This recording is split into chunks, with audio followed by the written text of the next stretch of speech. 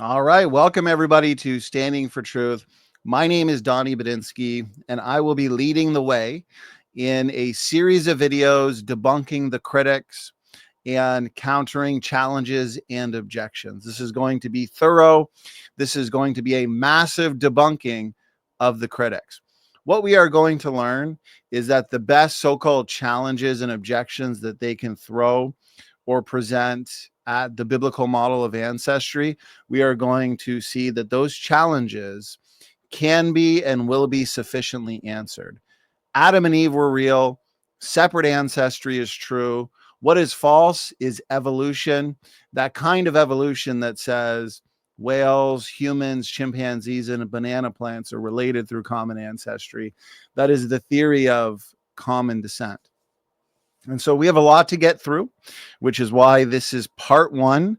I've spent a lot of time over the last few days studying, researching, and preparing for this series of debunks. And what we like to do as a ministry is leave no stone unturned, which is exactly why we want to engage the very best counters and rebuttals that the critics have to offer. We've had a busy 2025 so far. It has been an excellent 2025 so far. We, I believe, have really shown why it truly is an amazing time to be a biblical creationist. It's always been an amazing time to be a biblical creationist, but 2025, it is especially a good time to be a biblical creationist. We were on the Creation Today program with Eric Hovind closer to the beginning of the year. In a way, it's how we kicked off the new year. And so we've been releasing a series of videos based on that. We've also released our Quest for Eve video, which provides the most up-to-date and irrefutable scientific evidence for the mother of us all, for Adam and Eve and separate ancestry. I released a comprehensive presentation, a go-to presentation on the scientific evidence for Adam, for Eve, for separate ancestry, and the scientific evidence against common descent or human evolution. We focused a lot on genetics in that presentation. And so what I have seen are quite a few so-called rebuttals and challenges. And what I have done, especially over the last few days, I've spent a lot of time catching up on emails, catching up on messages, and setting up events for the first quarter, actually into April for 2025, guys. We have a lot to look forward to. It's going to be a fantastic year of debates, discussions, presentations, and lectures. I've scheduled a ton of excellent speakers for Christian related topics. And I'm really excited for you guys to see these, to host these, to interview a lot of these gentlemen that will be here over the next few months. And I've also done a lot of research. We're doing a lot of behind the scenes work, a lot of studying, continuing our active research projects. And a major research project of ours is advancing the separate ancestry model. We're not only about refuting arguments and refuting false models of origins. We're also about model building. Model building is important. And so that's what we're doing. And there are going to be some big things for 2025. And so with that, let's just get right into our first debunk. I am going to be engaging critics such as Dr. Stefan Frello. He's very active, especially over Facebook. He's done a written debate with Dr. Nathaniel Jeanson. He's done several formal debates. He did one with me going back 5 years ago, as a matter of fact. And so he's still repeating a lot of the same debunked talking points. And so what I want to do is showcase those here in this video and demonstrate to everybody that they don't work. They're largely rescue devices. There's a lot of storytelling. There's a lot of what? There's a lot of imagination and evolutionary philosophy. And so Dr. Stefan Frello will be one of them. Grayson Hawk, we're going to be engaging portions of his 7-hour so-called refutation of one of our videos that I did with the two Matts, Matt Naylor, Matt Powell. And I also want to engage Gutsick Gibbon and her final attempt to save the day for evolution based on the Y chromosome dissimilarity data. And of course, Dr. Dan Stern Cardinale, who always presents intriguing arguments worthy of interaction. And I like that.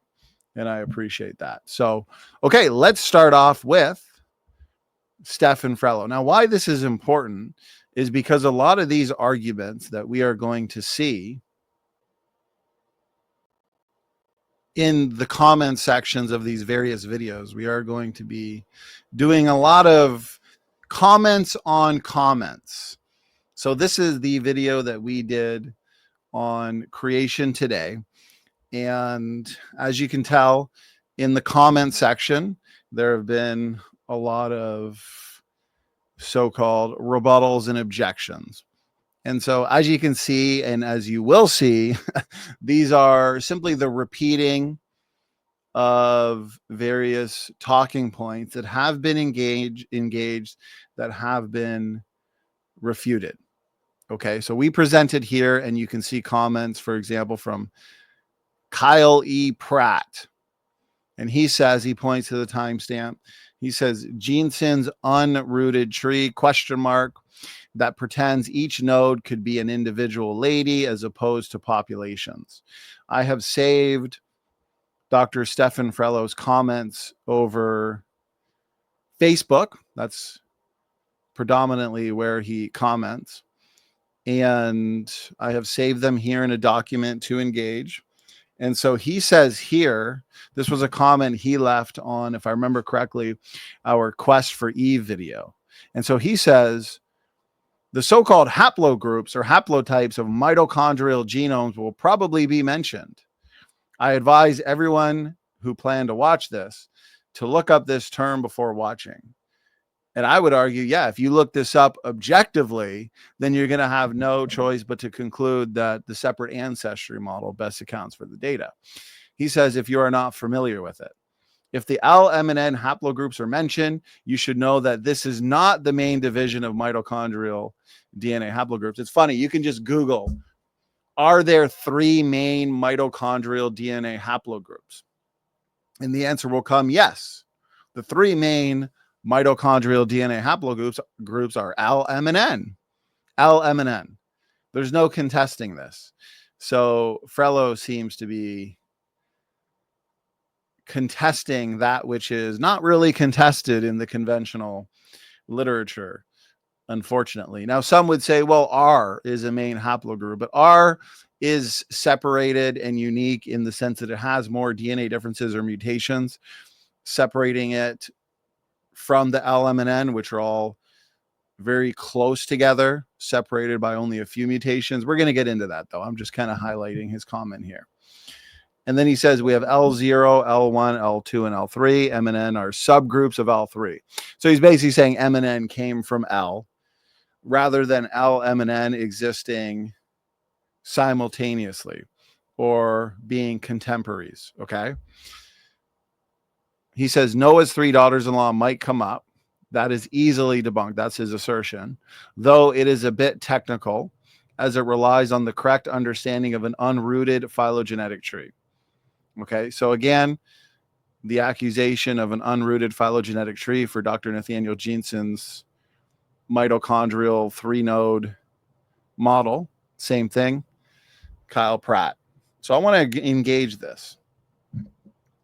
Here is the phylogenetic tree in question. These lines, these branches, anybody new to this, these simply represent DNA differences or mutations. So these are just mutations, random mutations in people groups over over generations. So we see real people groups here. These are real mutations. This is real raw data.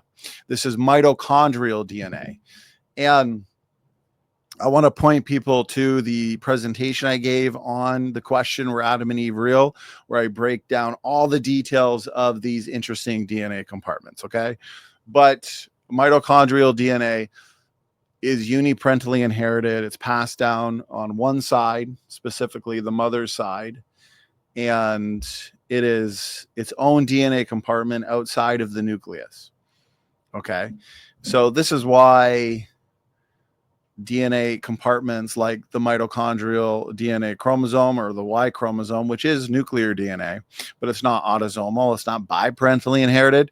These DNA compartments are interesting to look at because they lack what's called recombination, right? Every generation, the chromosomes line up, exchange genetic information, they shuffle, chromosomal shuffling every single generation. So there's no chromosomal counterparts for these chromosomes, for these DNA compartments. And so they're less messy. Although Y chromosomes, it's interesting because there does seem to be a little bit, maybe gene conversion or recombination at the tips, but largely we're dealing with chromosomes that don't scramble. That's why they're uniparentally inherited. Okay, so here, this is mitochondrial DNA of people groups worldwide.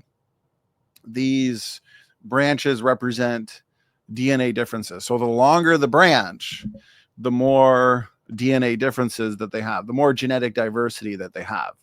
And so these branches here that are splaying out, these you could tell have a lot of DNA differences. And how they are separated, you can take the branches back to where they connect to a common ancestor, okay? A common branching point. Now, what you'll notice in the middle, though, is you have three main nodes where all your branches go back to these three main nodes. Well, what does the creation model say? Well, the creation model, you start with what? Adam and Eve. And then Adam and Eve start having kids. Their kids have kids. Their kids' kids have kids. Okay, then eventually, a couple thousand years later, you have a flood. So you have a flood bottleneck where the human population restarts. You have 8 people. Noah, his wife, so Mrs. Noah, their 3 sons, Shem, Ham, and Japheth, and their 3 wives. And from those 3 couples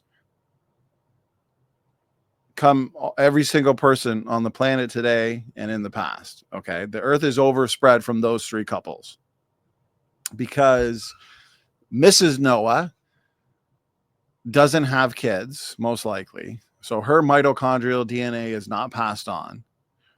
But Noah's 3 sons, their wives, their mitochondrial DNA will be passed on because, again, it's inherited maternally.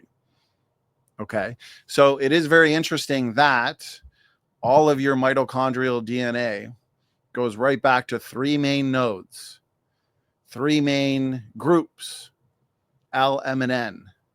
Well, what does the Bible say? All people came from 3 women, Noah's sons, wives, Shem, Ham, and Japheth, their wives. Now, what's interesting is before the flood, you have generation overlap, longer lives. Okay, people are living hundreds of years old. This would have applied to both men and women.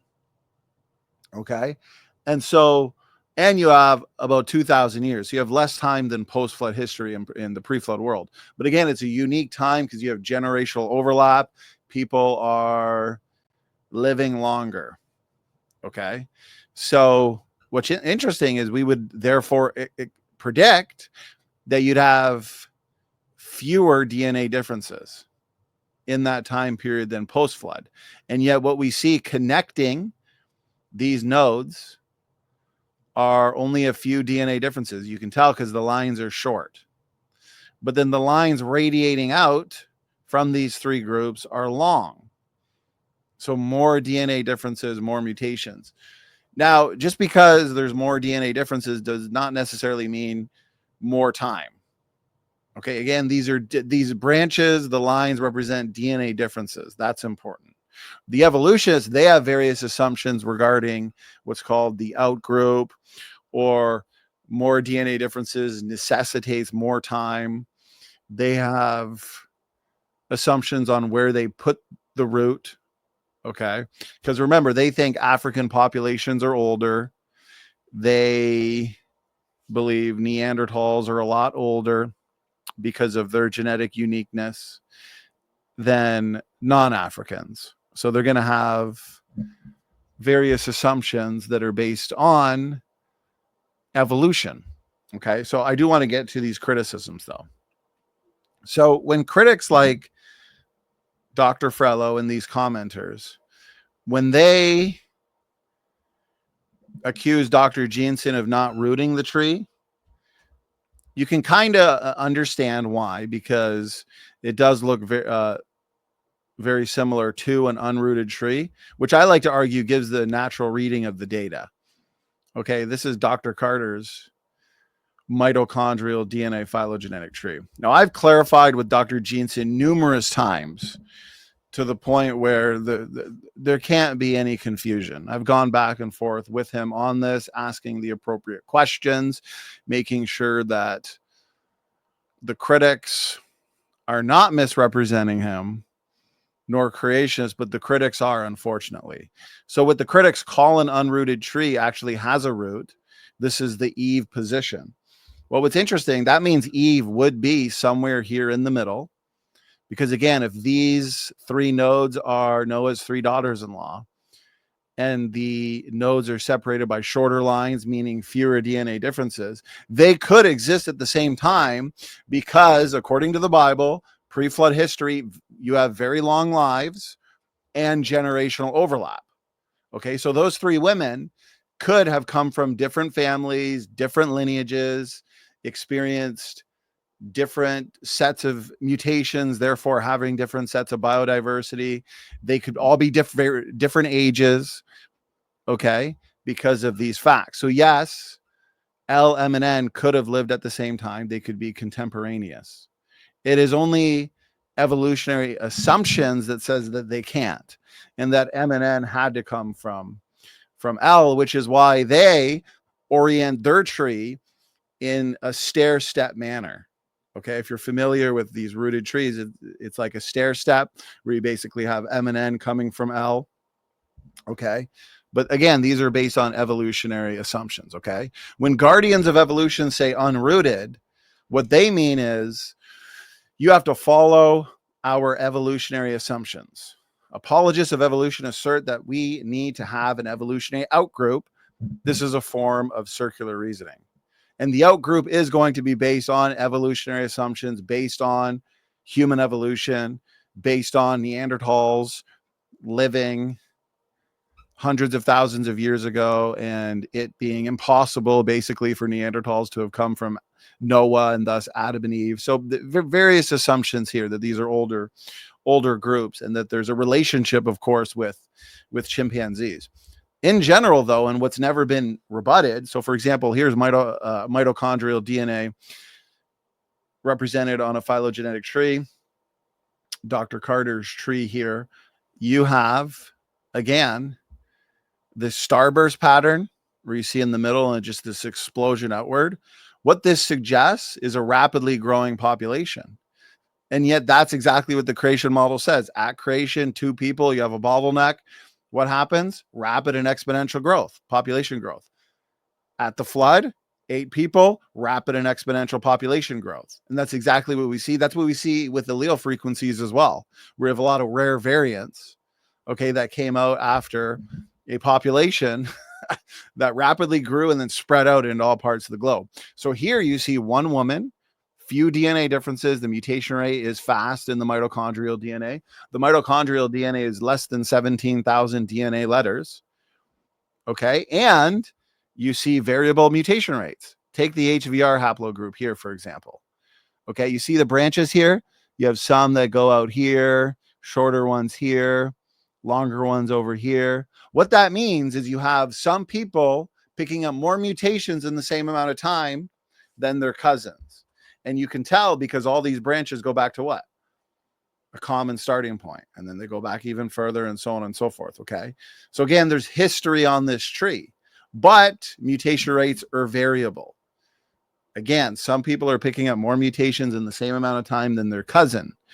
And what that does is it breaks the evolutionary molecular clock assumptions based on that, where they want to look at human differences and chimpanzee, the differences that separate them. How long would it take to accumulate those differences if they will go back to a common ancestor?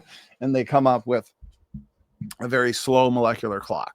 So again, the raw data in an unrooted tree actually gives us a natural reading of the data where what do we have? One woman, few differences, rapid and exponential population growth, variable mutation rates, all fitting beautifully the biblical creation model. It's the same thing with the Y chromosome. Anyways, so going here and looking at Jeanson's 3-node model, okay, the 3 nodes are very interesting because, again, they're separated by short lines, which means, what does that tell us? It just tells us that there's few DNA differences. And yes, they could be Noah's 3 sons' wives, so his daughters-in-law, because the pre-flood world, there are some funny things going on, unique things in the sense that you have generational overlap. People are living very long as compared to today. So here we go. Let's continue refuting these objections. In the 3-node model, M and N may have come from L. This is one possibility, but is it the only possibility? No. Since the lifespans in Genesis are very long and overlapping, it's plausible that L, M, and N were contemporaries. Genesis describes long lifespans in the pre-flood world. Therefore, we should expect overlap in people during this time. Okay, where today, it's very unlikely that I'm going to live at the same time as my great-great-great-grandfather or great-great-grandfather. Okay, but in the pre-flood world, yes, you would have all kinds of overlap where people are coexisting with their grandparents, with their great-grandparents, with their great-great-grandparents. Okay, there would be all kinds of situations like this because if you're living hundreds of years old, then yes, you're going to be able to live with somebody in your family lineage that goes back quite far, but because they're 2, 3, maybe 400 years old.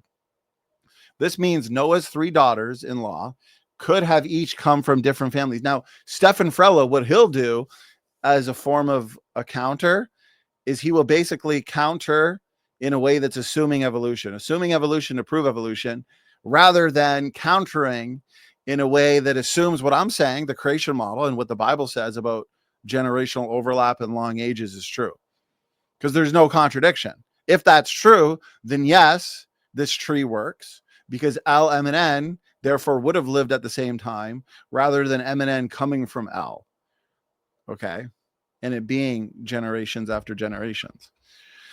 This means Noah's 3 daughters-in-law could have come from different families, right? They would have had different mutations. They would have experienced different mutational events. They would have had different genetic loads, not a very high genetic load in the pre-flood world, okay, but mutations would have accumulated. And they could have all been different ages. We don't know their ages. What this argument says that Stefan Frello and these other commenters use simply tells us what? That Noah's 3 daughters-in-law were not sisters. They were probably not closely related. They, again, probably came from totally different families, totally different lineages and histories, okay? Different ages, perhaps. That's all it says. But it doesn't rule out the fact that L, M, and N could have lived together, could have lived at the same time. This means L, M, and N could have lived at the same time. To say otherwise is to misunderstand the biblical model of ancestry.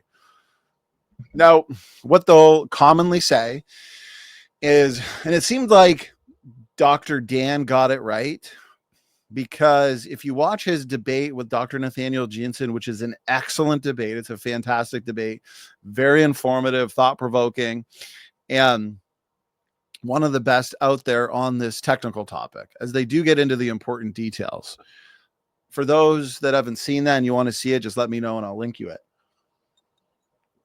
When Dr. Jeanson pulls up the tree, Dan says, and I'm paraphrasing here, he accuses Jeanson of converting the data into a rooted tree, but incorrectly. That's what he says.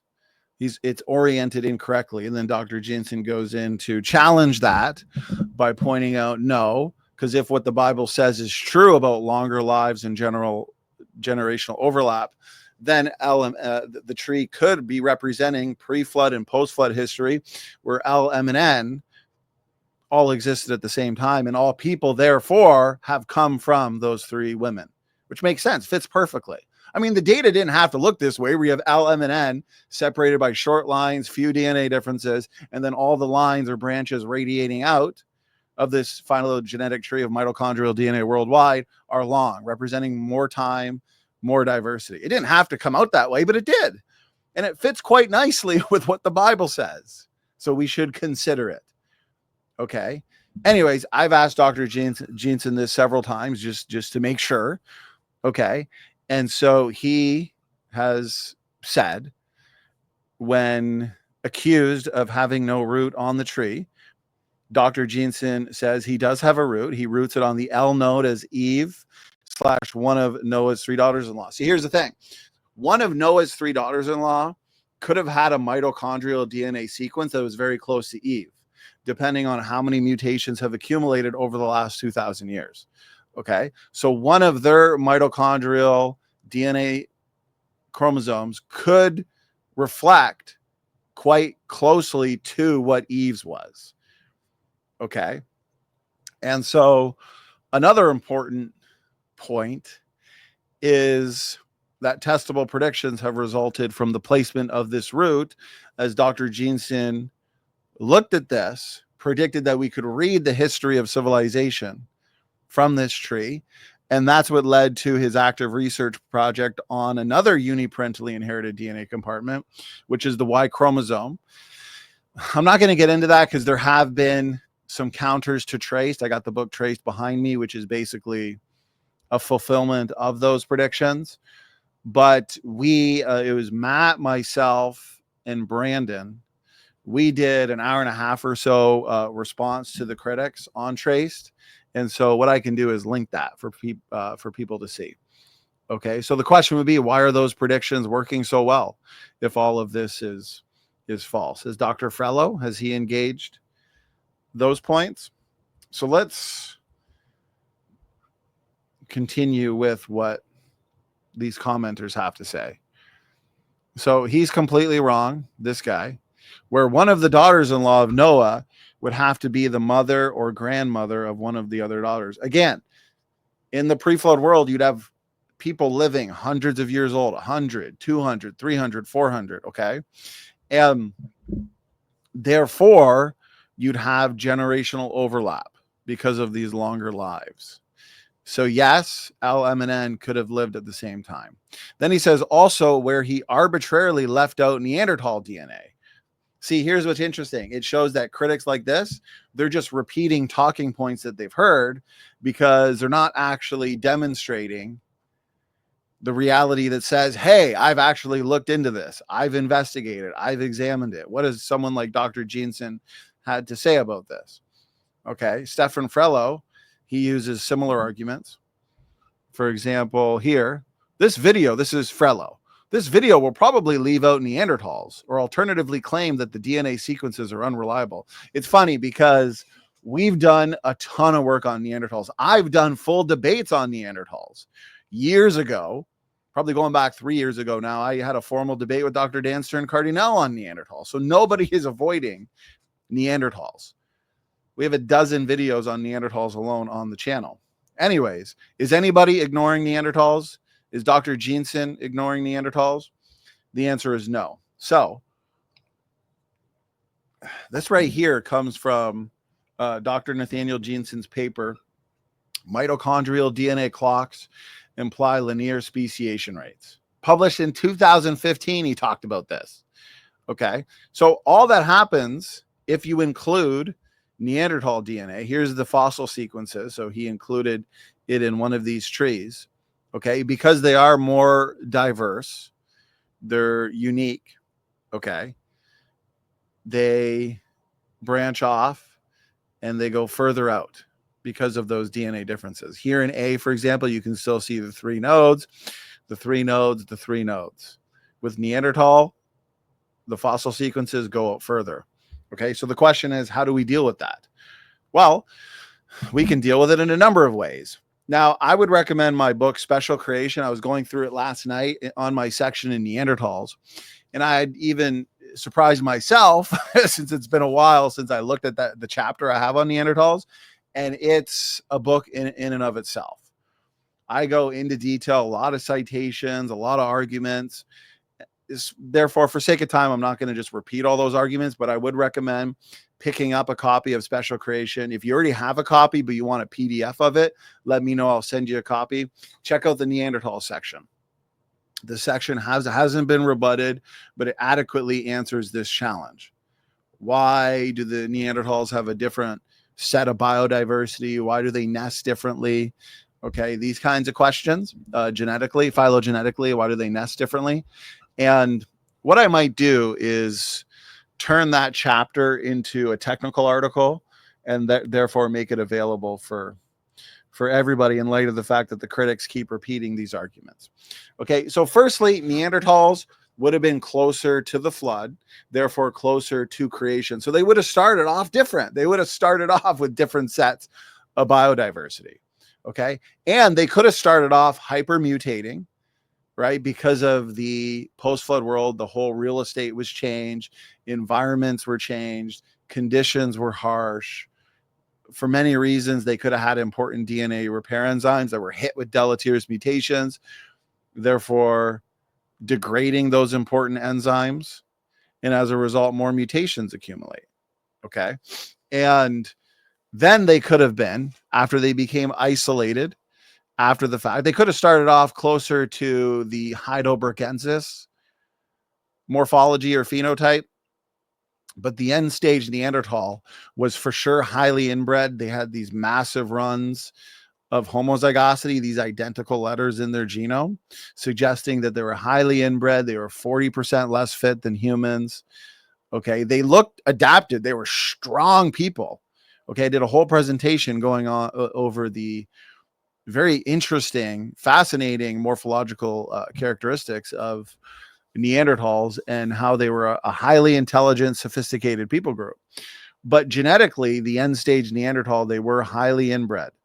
Okay, they were subject to a very high genetic load. But that didn't mean they had to start off that way. So they could have started off as a hypermutating lineage. And what that would do is a lot of new mutations would come about. Because remember, after the flood, you have 8 people, rapid and exponential population growth, but people don't really spread out until the Tower of Babel event, when the languages are confused and they're forced to spread out. Well, what does that mean? That means that mutations accumulating rapidly in a small population means faster rates of fixation, where these new mutations come up and then they're fixed in that population because people aren't spread out yet. So at that point in time, you could actually have what's called random mating, where people are existing together rather than being spread out all over the planet, which eventually did happen. That's why today fixation rate is basically 0 because people are spread out. We have a population of 7 billion. So if a mutation pops up in some random person, okay, over in X part of the world, then it's highly unlikely that that mutation is going to spread out into all people groups on the planet. And historically, random mating wasn't true because you're not going to have random mating between people in Australia, people in Europe, people in Africa. People are basically marrying within their tribes, interbreeding within their tribes and people groups. But why and here's what a lot of people miss, okay? Because I point out, and I wrote a technical article on this, peer reviewed by Dr. John Sanford. I wrote it with Chris Roop. It's published. You can have a look at it. Well, people don't understand because Douglas Fatuma, a well-respected population geneticist, he wrote that the neutral mutation rate equals the fixation rate. Okay. So for example, if you had 100 mutations per generation, the neutral mutation rate, nearly neutral mutation rate, then 100 mutations would be becoming fixed every generation. But people, they get confused because they say, well, today though, fixation rate is basically 0. No mutations are being fixed. And that's true. But here's the thing in both the evolution and creation models that people miss. Okay, over deep time, let's use the evolutionary model and show you why the neutral mutation rate basically equals the substitution rate. Because they'll say, well, in these perfect populations without selection, where it's just genetic drift and where there's random mating or all these different factors, okay, they'll say then yeah, the neutral mutation rate will equal the fixation rate. But again, and nicely mixed populations. But the problem is that they're not understanding is, according to the evolutionary model, you had tens of thousands of years where the human population was small. They were largely in Africa. According to them, you had bottleneck after bottleneck after bottleneck. It's not only until recent times that the population has been 7 billion and people have been spread out into all parts of the globe. So what there is there's a counterbalance. There's an equilibrium, basically, where, yeah, today fixation is basically 0, but the mutation rate is higher than that. Okay. But over time, there's a balance, because for most of evolutionary history, it wasn't like that. So yeah, mutations could have come about and they would have been fixed rapidly. Okay. And so that's why it is most likely true what Fatuma says, that the neutral mutation rate equals the fixation rate, because for most of human history, according to the evolutionary model, it wasn't like it is today. Okay. That's why they invoke a lot of bottlenecks, a lot of population crashes, population surges, people not spreading out from Africa until thousands and thousands of years, right? They looked at that near extinction event where the human population is reduced to somewhere between 2 and 10,000, maybe 30,000 individuals. What about the creation model? Well, the creation model, same thing. Fixation rate's basically 0 today. A new allele comes up, it's not going to be fixed in the whole population. Okay, we get that. But in the past, according to the creation model, what do you have? After the flood, you have 8 people, and the population begins to grow rapidly. Those 3 couples have kids, their kids have kids. Nobody's really spreading out into all parts of the globe. You might have had a tribe, let's say Neanderthals, just a small family. They might have spread out from the main population and became isolated before the Tower of Babel event. That's a possibility with a group like Neanderthals or Homo floresiensis, which is Hobbit. Okay, some of these groups that were isolated and subject to founder effects.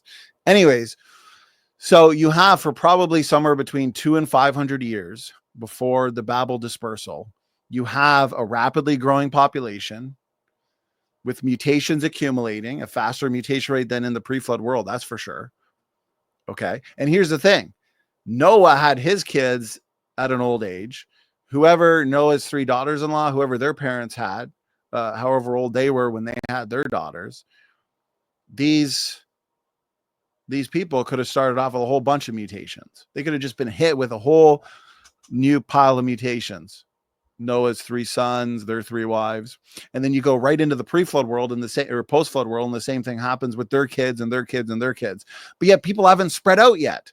So you're going to have these mutations come about and go rapidly to fixation, where fixation rates are a lot faster then than it is today. And so again, there's a balance where one can say over time in both models, there's fixation equilibrium. This is the fixation equilibrium challenge, which I believe the evolutionists have not countered yet. Okay. So yes, your neutral mutation rate does come close to equaling the substitution rate because of what I'm saying here about the various histories of humans in both the creation and evolution models. Why it's a major problem for the evolutionist is because whenever a new mutation, they're going to argue, well, it's completely neutral. And I would argue, no, it's nearly neutral. It's slightly deleterious. And that's a whole nother debate. I've discussed that at great length. For sake of time, I'm not going to do that here. So you'd have these nearly neutral mutations come up. The second they're fixed in the population, that just means they're stuck in place. Everybody has it. What that is irreversible and irreparable genetic damage. Irreversible and irreparable genetic damage that's species wide. Okay. Because that is the substitution rate, where basically it's species wide change. Okay. Not just the individuals accumulating mutations, but the whole population's changing through mutations becoming fixed. Okay, so that's a major issue. That's also a major issue with Dr. Dan Stern Cardinale's argument dealing with hierarchies and unconstrained sequences, but I'm not going to go on that rabbit trail just yet. Okay, so anyways, lots of reasons why Neanderthals are different, why they're more diverse. Let's have a look at, I have a couple slides based on a few things that I said in my book, Special Creation, in the Neanderthal section. But again, it's a very comprehensive chapter in that book. I highly recommend people check it out. The founders of Neanderthals could have been a single wandering family. And this could have happened before the flood, or before the Tower of Babel dispersal, but after the flood for sure. Neanderthals are no doubt a post-flood people group. Where do we find them? We find them in caves. We find them buried. Something, you know, they buried their dead. We find them in rocks that are above the flood rocks. So they're definitely post-flood people. Okay, which means they likely had a coalesced mitochondrial DNA sublineage. So right off the bat, we're going to expect that this small family, this single wandering family, okay, because they break up, they break off of the main population early on, and then the main population continues, let's say to Babel, and then they spread out. Meanwhile, you have a totally different history for these Neanderthal tribes. So right off the bat, they're going to have a totally different mitochondrial DNA sequence. Very basic stuff. Founder effects in the case of Neanderthals, let's say a small family breaking off from a larger population, could have contained only, notice this, a single mitochondrial DNA lineage. The founder effect population could have even been siblings. Certainly could have been the case. It's not necessary, but it cannot be ruled out. I also want to reiterate a point I made earlier. That so this is in the book, that Neanderthals could have been founded by a biblical patriarch in his extremely old age. In a nutshell, what this, a lot of the critics don't like it, but I haven't seen a good refutation of it, because if what the Bible's saying is true, that men and women lived hundreds of years old during the pre-flood world and then for a short time after the flood, then yes, more mutations will accumulate, and therefore more mutations will be passed on. Especially men, they can have kids at an older age, but what they're going to do is pass on more mutations in their sperm cells, okay, to subsequent generations, to progeny, which means subsequent generations of Neanderthals would pass on a ton of new mutations. So how that would look on a phylogenetic tree, though, specifically a Y chromosome phylogenetic tree, and there could be, you know, there's some research into maternal inheritance as well. You know, how many mutations are going to be passed on if it's a woman having a kid at a much older age. That's another topic for another day. But specifically in this instance, if we're just looking at a Y chromosome phylogenetic tree, the evolutionists would erroneously interpret those long branches, because there's a lot of mutations there, as being mutations accumulated over a long period of time. But what if that load was passed on, a lot of those mutations, in a single generation or a few generations? Mutations in the mitochondrial DNA would be inherited from the founding population, plus the new mutations arising after the bottleneck. So you have this small family, this small tribe, they branch off, okay, they break away from the main population, and they would have their own coalesced mitochondrial DNA sublineage, okay? And then new mutations start arising in that tribe, and then you get more tribes, okay? Because we know that Neanderthals shared a large part of the globe. Those new mutations come about and change that genome even more. If it's a single mitochondrial DNA lineage, any mutations inherited or passed on to progeny will have identical loci. There will exist a unique mitochondrial DNA compartment when compared to outside populations. So it's not a surprise that Neanderthals, in their mitochondrial DNA, in their DNA in general, have a lot of uniqueness. Okay. A lot of genetic markers that today extant humans don't even have. But this makes sense, because these could have come about after they broke off, especially if they broke off from just a small family. As a small family, Neanderthal populations and outside populations not associated with Neanderthals are expected to be different. even a lot different. Neanderthals could have been hypermutating in early generations while becoming highly inbred in later generations. And again, certain things like environment, lack of nutrients, vitamins, lack of vitamin D because of the cold ecoglacial environments that they're living in, mutations in important DNA repair enzymes.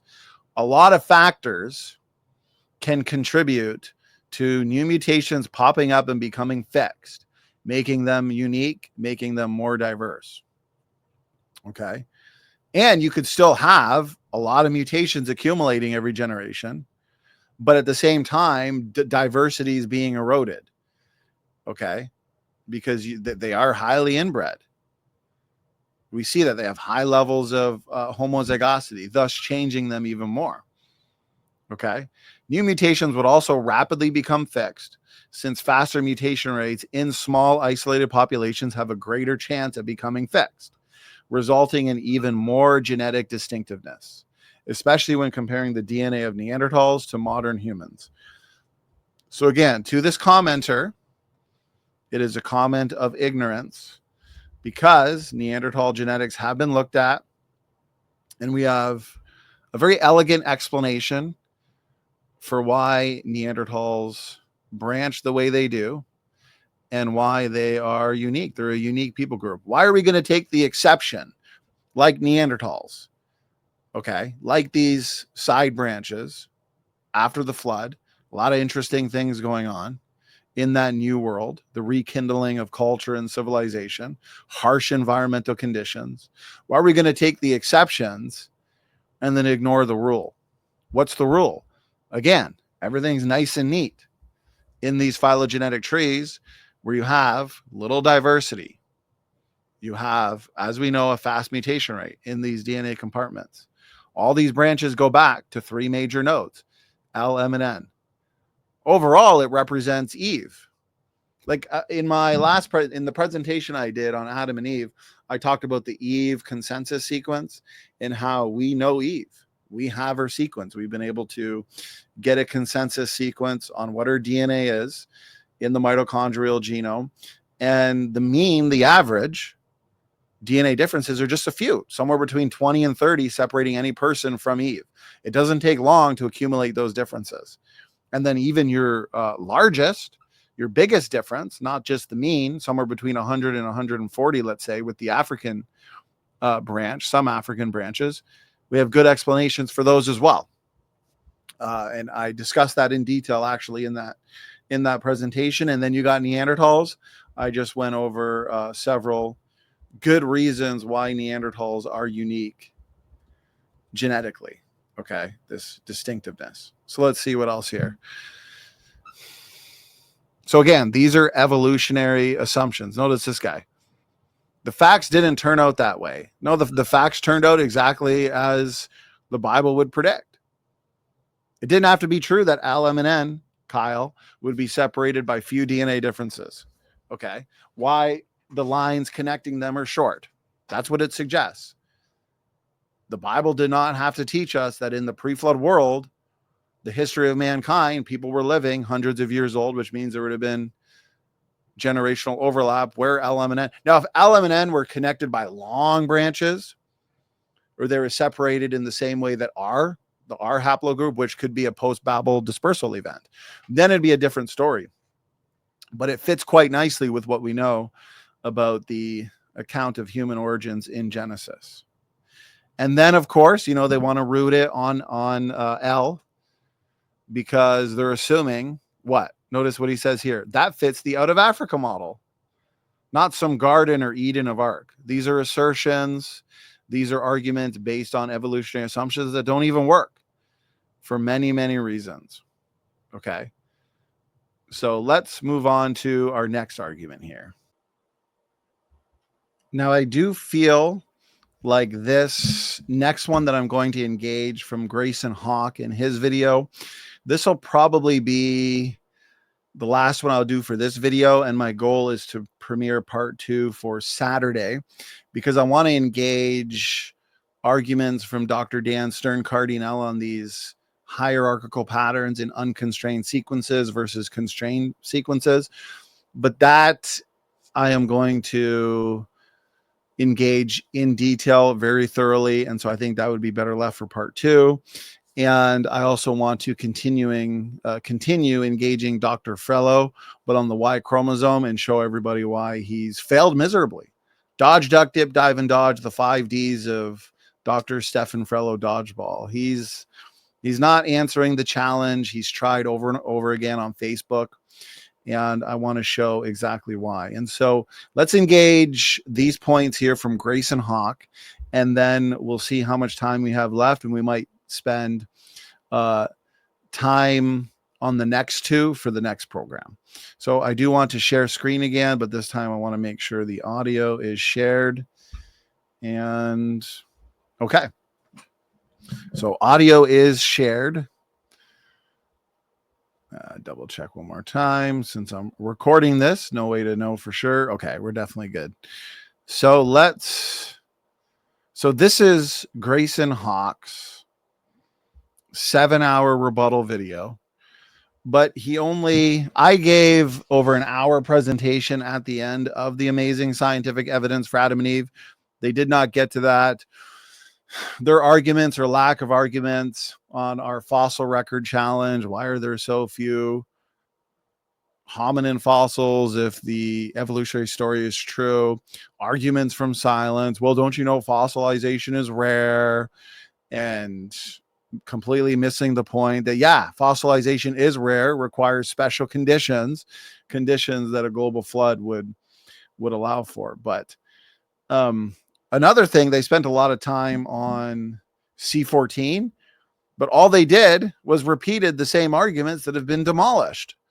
Oh, contamination of either in the lab or in the environment. So they did not address why we find detectable levels of C14. C14 has a very short half-life. C14 is produced in the upper atmosphere through cosmic ray bombardment, converting nitrogen atoms into C14. C14 is being taken in by animals, plants, humans. We eat plants, we eat animals, so we're constantly intaking C14. Our C14 is constantly decaying back into nitrogen, but we're always taking in more C14. But when you die, you're no longer eating. You're no longer consuming plants, animals, and replenishing your C14 levels, so they decay. But the half-life being only roughly 5,700 years means that there should be no C14 at all in anywhere in and on the earth for things that are older than, let's say, 500,000 years. For sure in a million years. If every single atom in the universe was made of C14, then you'd find no C14 after a million years. Okay. So therefore, why do we find detectable levels of C14 in things that are supposedly billions of years old, like diamonds, the hardest substance on the planet, resistant to contamination, found deep within the earth, therefore shielded by cosmic rays in the upper atmosphere? Okay. The recharging of the C14 in these samples from nearby nuclear material doesn't work. The rate scientists looked at that. You'd need over 13,000 times the nuclear material to replenish. Contamination doesn't work. Anyways, the argument that they used in this video is a waste. It was a waste of time. And all it was a bunch of confirmation bias. So the evolutionists in the chat or in the comment section who still believe they're related to strawberries and banana plants, so they can look, they can watch, and they can say to themselves, wow, we have an answer. But you don't, because no answer was provided that was sufficient, because the answer that was provided has already been looked at, examined, and demolished very comprehensively. This is a technical article here. People can check it out. Dr. John Baumgartner. Are the radiocarbon results caused by contamination? The exact paper that Grayson Hawk presents as a supposed rebuttal to this discriminatory data point precluding an old earth and evolution from being true has already been engaged in 2000 and what? 2007. Welcome to the party. Welcome to the party, Grayson. Okay, it's already been addressed. This has not been countered. and it's going to take a lot of work. So good luck. Let's see who on the evolutionist side can engage John Baumgartner here, PhD geophysicist, well qualified, well educated, part of the RATE project. So there's a lot here. And the point is, the main argument that they employ in this video showing that they're not up to date on the literature. This is from 2007. This has been rebutted. Okay. And there is an update. So that could be a little bit later based on the paper that has been put forth by the evolutionary community as a so-called rebuttal or counter based on this contamination argument. It's been debunked. So at this point, they've lost. They got no good argument until they what? Until they engage the refutation of their so-called refutation. Because at this point, they're just repeating talking points that have already been engaged. I gave a presentation on C14. I responded to the Kentucky atheist recently.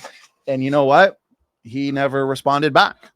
So this tells me that these guys don't have a real good, strong, empirical, convincing answer to the C14 problem or challenge. Anyways, so it was largely a fail, but fun to watch them interact, engage, and fail over and over again, proving more and more why they've owned the title of being so good at dodging. My dodgeball friends here, Grayson, Mark, Bumblebee.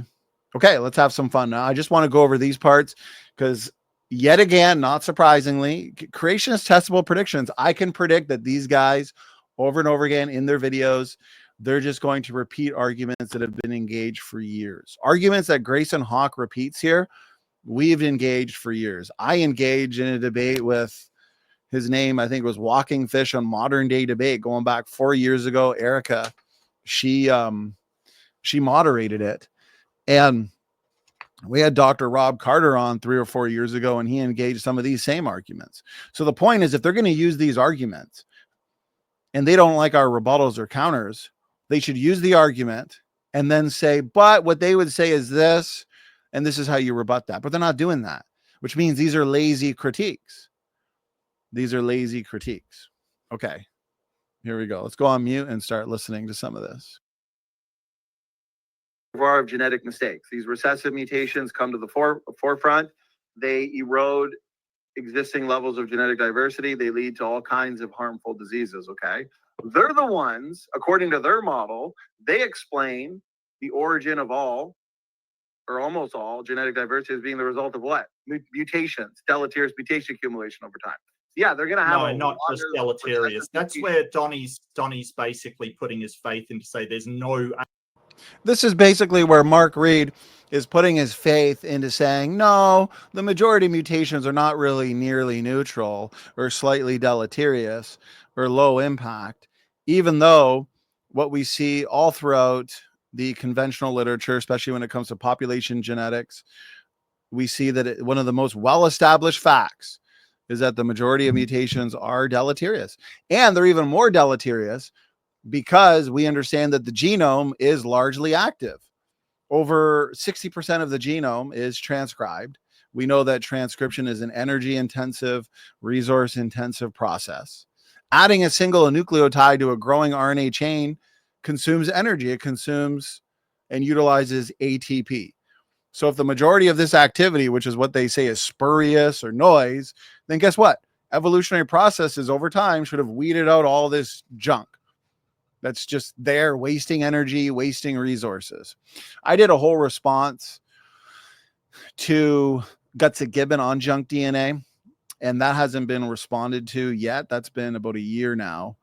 And so what I'd recommend is checking that out. And I go over about 5 or 6 major reasons why the activity that ENCODE discovered, the 80% biochemical activity, is legit activity, functional activity, and not just spurious or noise. So what that means is even more of the genome is functional, which means, yes, the majority of mutations that accumulate will not only be neutral, but what? Nearly neutral.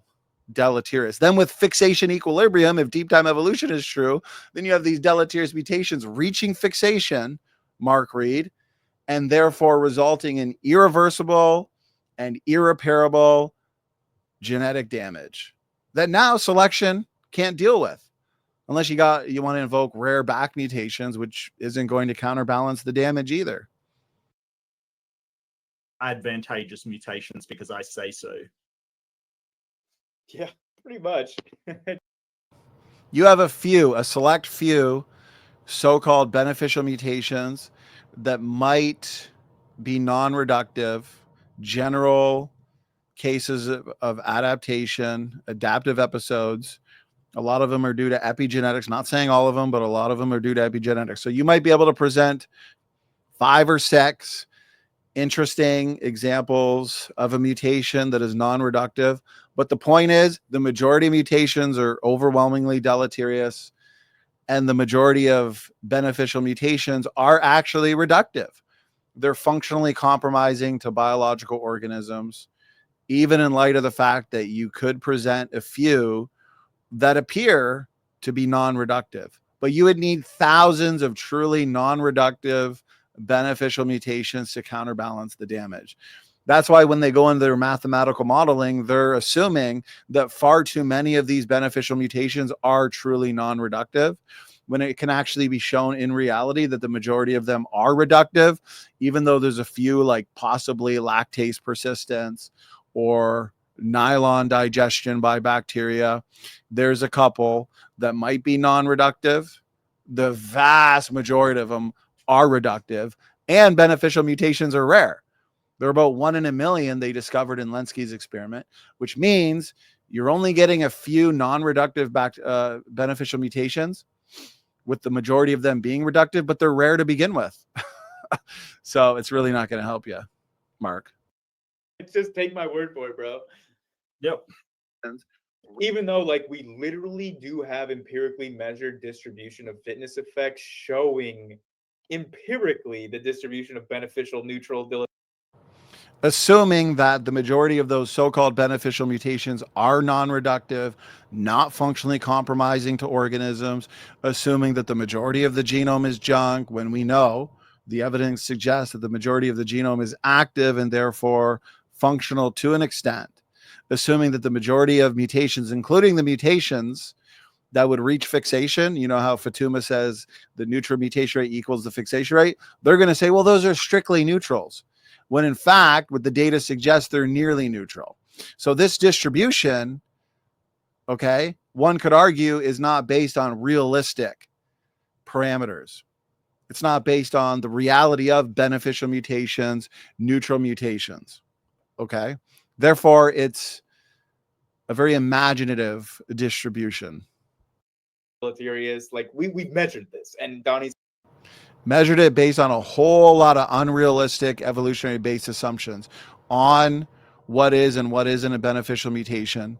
Okay, so again, you can present a few that are non-reductive. They appear to be non-reductive, but a few ain't going to help your case. The vast majority of mutations are nearly neutral, slightly deleterious, and the vast majority of beneficial mutations are reductive and functionally compromising to organisms. And then you've got a select few that are not. But when they go into their mathematical modeling, what they do is they assume that those beneficial mutations are largely non-reductive. And that way they can counterbalance the damage. is absolutely incorrect about his characterization. That's an assertion. He hasn't demonstrated anything as usual. It's assertion after assertion. We published a technical article, again, peer-reviewed by Dr. John Sanford, on genetic drift, on fixation equilibrium, going back probably 2 years ago now, and that has not been responded to. Now, it was engaged, and we continue to engage with Zach Hancock, but the argument that we primarily rebutted in it was based on an argument that Grayson Hawk put forth. But I guess he hired Zach to take that on anyways, because he couldn't. But that's okay. We still love you, Grayson. To cause harm, disease, and damage from inbreeding. And that's what they have in their... See, you can Google the effects of mutations, or Google and do some research on diseases caused by mutations. There's no question. Thousands and thousands and thousands of diseases related to mutations that we could present and discuss. But yet we could debate all day about 5 to 10 truly beneficial mutations. Again, you have disease after disease due to mutations, and maybe a few non-reductive beneficials. It doesn't look good for the evolutionists, because the evolutionist looks to mutations as being the source for all novel genetic variation that selection can act upon, right? Evolutionary mechanisms are what? Selection. Mutations as being the source for genetic variation, recombination, gene conversion, gene flow, genetic drift. Okay. But these things are not working in favor of large scale fish to fishermen, particles to people evolution. They're out of Africa model in their evolutionary story. We have what? 3 bottlenecks. You start with Adam and Eve at creation. And each bottleneck is 1 generation, so it's short-lived, and it's followed by rapid and exponential population growth. The bottleneck at creation with Adam and Eve would have had no mutations. So you would have had no mutations to even come to the forefront, because they're in recessive form, to lead to genetic damage and disease. The bottlenecks in the creation model are not a problem, but the bottlenecks in the evolutionary model are a big problem and a major challenge to their story. Creation. They're not created. Yeah, that's not a big bottleneck or anything. No, just 2 people and all of the genetic material. 2 people followed up by rapid and exponential population growth.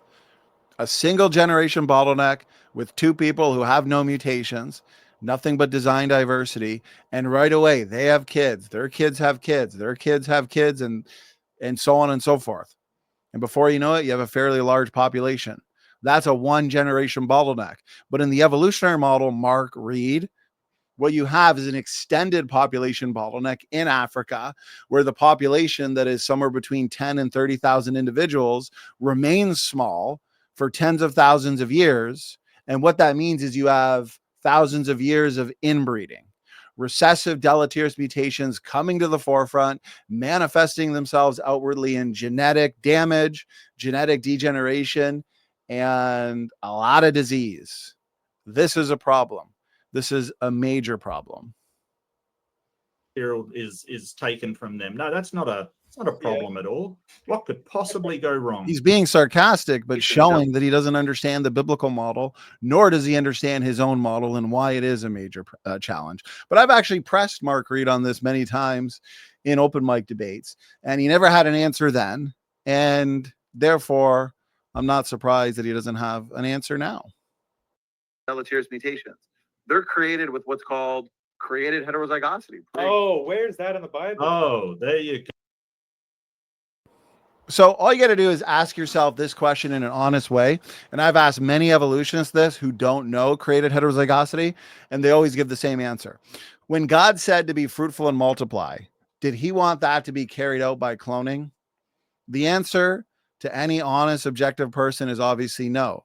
The second they say no, they just acknowledged the created heterozygosity model, or the created heterozygosity hypothesis, which suggests in order for Adam and Eve and the created kinds to not have clones, be fruitful and clone yourselves, then they would have to start off with pre-existing levels of genetic diversity, or else they would create clones. This goes back to basic genetics and alleles. You've got capital A, lowercase a, capital B, lowercase b. Okay. In those instances, you'd be genetically heterozygous because you have different alleles. Okay. But if you're capital A, capital A, capital B, you'd be genetically homozygous because there's no DNA diversity there. So Adam and Eve are created in a state of DNA diversity in order that they don't create clones, because God loves diversity. That's what we see. We're created in the image of God, and therefore there must be something about us that reflects the divine. Human engineers build and design things in homologous patterns, in nested hierarchical patterns. We see a lot of diversity and variation in man-made things. And this is a reflection of the way God, who created us, who created the biological world, that is a reflection of his design. And so diversity is good. It makes no sense theologically and scientifically for Adam and Eve to be created genetically homozygous, or else they would create clones. There'd be very little diversity. Okay. We worship a hierarchical God, and that hierarchical God created the biological order hierarchically. Okay. Let's continue here. Go. Can you show me the Bible verse that explains to me about created heterozygosity? Be fruitful and multiply. Animals will reproduce after their own kinds. The second you admit that this was not to be carried out through cloning, you've acknowledged created heterozygosity, that biological organisms were designed with internal diversity that could be utilized and called upon for change and rapid change, because that DNA diversity, those DNA differences are pre-existing. That means it doesn't take millions of years to accumulate these DNA differences for recombination and gene conversion to create novel chromosomal combinations. No, novel chromosomal combinations can come out rapidly because these DNA differences and DNA variety is front loaded at creation. So yes, the Bible's account of origins in Genesis screams created heterozygosity. Heterozygosity, or is that just something that you literally need to be the case as a rescue device? It's what makes sense theologically, scientifically, but it also makes testable predictions on speciation rates and DNA function. The gold standard of science is making testable and falsifiable predictions. Many of these predictions have already come true and continue to come true more and more and more as we advance in science, and our means of, let's say, detecting functions in the human genome become more sophisticated and complex. Okay. So it is the young earth creationists that are actually making the testable predictions. We are the ones meeting the gold standard of science. And I've done many shows where I go over the testable predictions related to speciation rates as it applies to created heterozygosity. And so I see a lot of scoffing and a lot of assertions here, but I don't see any actual sophisticated engagement on the issues at hand. A literal rescue device that still does not work. Not a rescue device. A literal rescue device is saying, hey, well, maybe the mating habits or sperm competition in chimpanzees and bonobos is why humans and chimpanzees have a Y chromosome that's only 25 to 30% the same. A rescue device is the post hoc, ad hoc explanation, drawing a conclusion after the data came in terms of the low genetic diversity that humans have. We're all 99.999% the same. Did they predict this? No, they did not predict this. That's why they invented a rescue device, the out of Africa population bottleneck. That, my friend, is a rescue device. This is not a rescue device because guess what? It has resulted in testable and falsifiable predictions. We're still testing these predictions, but many have already come and shown to be true. Because I really sometimes think that Donny does not understand the terms that he uses, because like a hetero. I really sometimes think that Grayson just doesn't understand the terms that he's using. It's mind-boggling. It's flabbergasting. See, this is what's called a psychological tactic to try and persuade the audience into thinking that he's right, that Mark Reed is right, even though they're not actually engaging anything.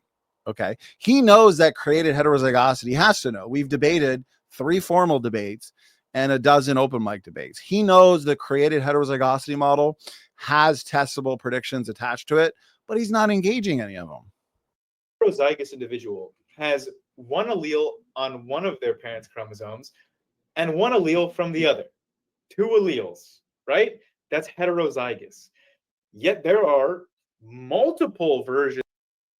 One thing I want to say too is it's important to understand the definition of allele, a genetic variant at a genetic location, genetic loci. Okay.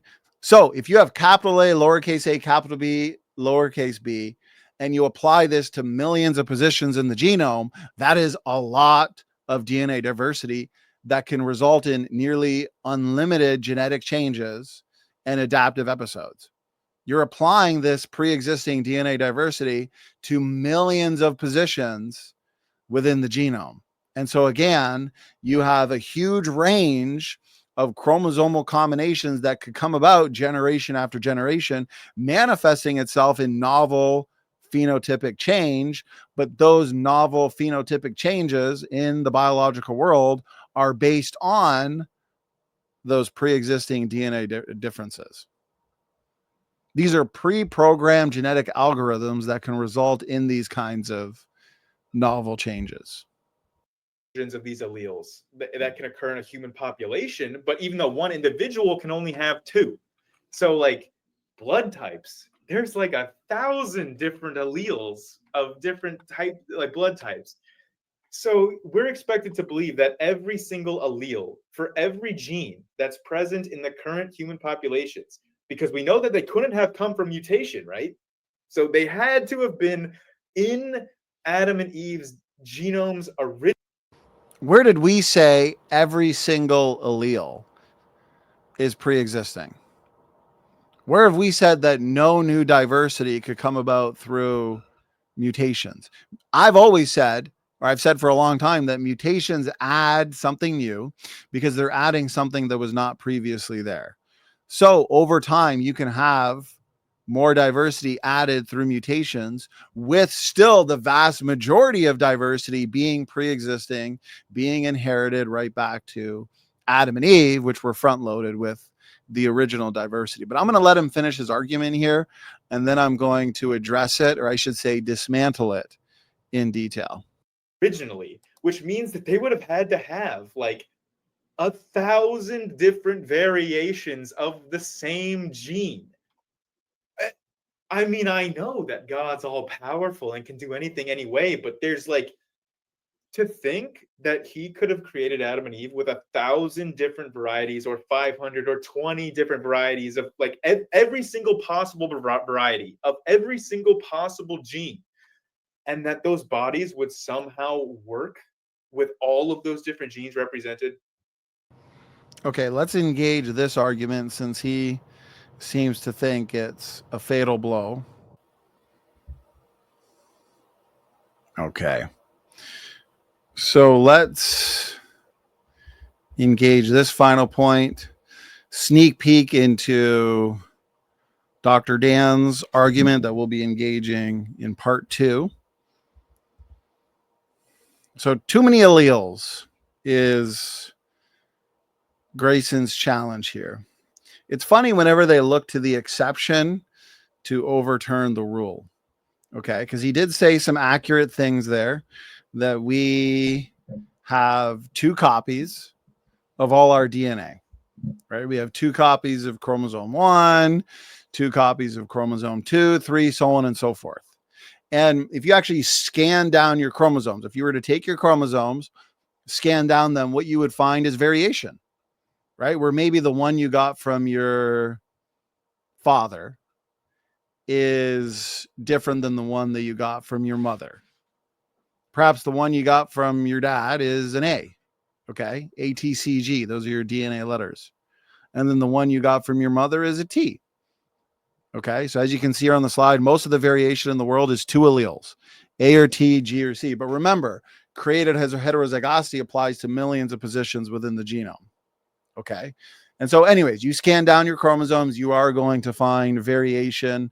The rule is most of the variation in the world is 2 alleles, A or T, G or C. What's an allele? An allele is a genetic variant. Okay. Now what's interesting is this variation can be found all over the world. all over the globe. And within our own genomes, we have pre-existing heterozygosity. We have about 3 million places in our own genome where our copy differs from our mother and father. So that means we hypothetically, me and my wife, if we could live long enough, we could have 1,000 kids and every single child would be distinct and different because we have heterozygosity. In about 3 million places, they differ. Now, what's interesting is if we carry 3 million DNA variants, then that means Adam could have easily carried 10 or even 20 million. Let's say Noah had 10 million. That was a flood bottleneck, right? That was a bottleneck event. And then Adam could have had 15, maybe 20 million variants. And everything we see in the world today is explained simply by those one or two assumptions. Now, over time, okay, let's say after creation, these variants, these front-loaded variants, they spread out. Well, what we see is these millions of variants spread out all around the globe. Your 10 million common variants, we find them in Africa, we find them in Europe, we find them in Australia, we find them everywhere. Okay. And that's because they were what? They were in the population before we spread out at Babel. Because then when people groups spread out after Babel, people groups become isolated and then they start to accumulate their own mutations, and those mutations are rare. And so what we actually see in terms of allele frequencies, rare versus common, your common ones are largely not disease causing. Everybody basically has them. Those would be your design variants. How can we tell what's a created allele and what's not? Well, if it's common, non-disease causing, beneficial or functional, it's created. If it's rare, disease causing, it's a mutation. For example, blue eyes. Blue eyes is a mutation because it's only found in a certain subset of the overall human population. So yes, we agree diversity can come about through mutations over time, but that the vast majority is design diversity. So why we see the 10 million variants spread out all across the globe is because they were in Babel and they were in Noah on the ark, and those were in Adam plus more because we had a bottleneck. But the bottleneck, again, was one generation. Therefore, very little of that original heterozygosity would have been lost in Adam, in Eve, in the original created kinds. Okay. So yes, most of the variation we see in the world is two alleles, A or C, G or T. Now, after creation, here's why Grayson's argument's easy to debunk. I actually responded to him on this in our second formal debate. After creation, we have thousands of years now for what? For mutations to occur and accumulate in populations. We're all picking up mutations. Again, we could look to diversity. That's the result of mutations like blue eyes. I have blue eyes, for example. So I'm a mutant. Do I feel like a mutant? Not necessarily, but we all are more mutant than our parents, grandparents. That's genetic entropy, is the fact that every generation is a little more mutant than the previous. Very simple, very easy. But then these guys, in order to rebut that which is simple, that which is reality, okay, because most people go, yeah, that's true. Mutations are accumulating. Each generation's accumulated a little more mutations than the previous. Then they got to go to these mathematical models where 99.9% of the population aren't even going to understand, which I'm not saying is a reason why it's false, but it's just funny how they have to go that route to engage very simple data that anybody in the world can see and understand. But then when you actually look at their sophisticated mathematical modeling, you see that it's based on unrealistic assumptions. They're not based on reality, unrealistic parameters. Okay. So anyways, we pick up after creation, mutations, new mutations, they accumulate. Now, Grayson here, as a counter to created heterozygosity, he looks to an exception to the rule where we have more than 2 alleles, right? Most of the variation in the world is 2 alleles. But there are instances where we have hundreds and hundreds of alleles across the human population. Okay, not a problem. Very simple. Guess what? There are 7 to 8 billion people on the planet today. So when you start with Adam, and then Adam and Eve start having kids, and their kids start having kids, and people are spreading out, and mutations are accumulating, what you get are many branches, and you get many family trees over time, which means we have a lot of time, and we have a lot of opportunities for a mutation to happen in one place over here. A mutation can happen over here, where you have all these different branches and family trees forming. Okay.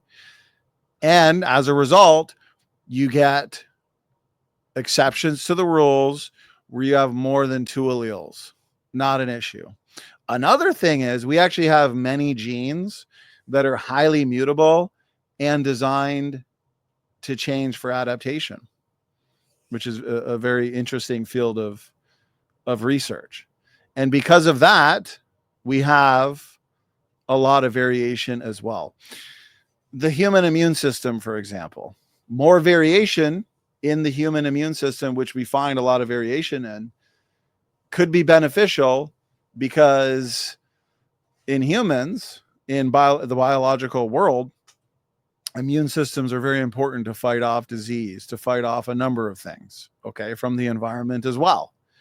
And so genes in the immune system look like they were designed for change and for adaptation because more variation in those highly sophisticated biological systems, it is beneficial to have.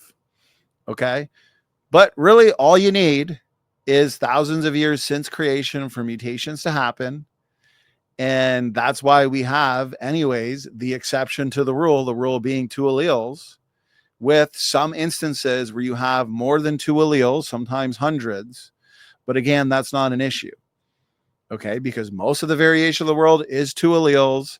And for thousands of years, mutations have accumulated, combined with the fact that we have some genes and some systems that are designed to change. See, a lot of these evolutionists, they'll assert that they'll agree with mutational hotspots as well, but they'll say they're more probabilistic. Well, what if they're more deterministic? Well, that takes away their argument. And there's a question for debate as well. So anyways, created heterozygosity, it's what the Bible demands. So we have evidence for it theologically, as I demonstrated, scientifically. In terms of the science, it has resulted in testable and falsifiable predictions. If you still think the majority of the genome is junk and not functional as design diversity would predict, then I challenge you or anybody, go watch my video rebuttal on junk DNA. I think it's titled something like, "Is Gutsick Gibbon right about junk DNA?" I responded in detail. I gave 5, 6, or 7 reasons why this genome-wide activity is not spurious. It is not noise. I also did a 2-part series with Dr. Fuzz Rana a couple years ago on this question. And our last Defending Genesis conference, my entire presentation was on junk DNA. But the most up-to-date one would be my more recent response or rebuttal to Gutsick Gibbon on the topic of junk DNA. So guys, that is close to an hour and a half engaging the critics. Guys, as I said, this is a massive debunking of the critics. Stay tuned as part 2. I'm hoping to have that released either Saturday or Sunday. That'll be another hour and a half. In that one, I'm going to examine why the critics have failed over and over again to address the Y chromosome dissimilarity challenge. And I am going to engage in detail Dr. Dan Stern Cardinale's challenge pertaining to hierarchies and unconstrained genetic sequences. And Dan, he does a good job at making the ongoing origins debate fun. You know, Dan's the kind of guy that he'll grow on you, and I appreciate the challenges because, guys, we should not shy away from challenges because what they do is they strengthen our model, and as a result, further show why the common descent model doesn't work, because even the best that they have to offer fail. So stay tuned for that one, guys. And I hope you enjoyed this first part of our massive debunking of the critics.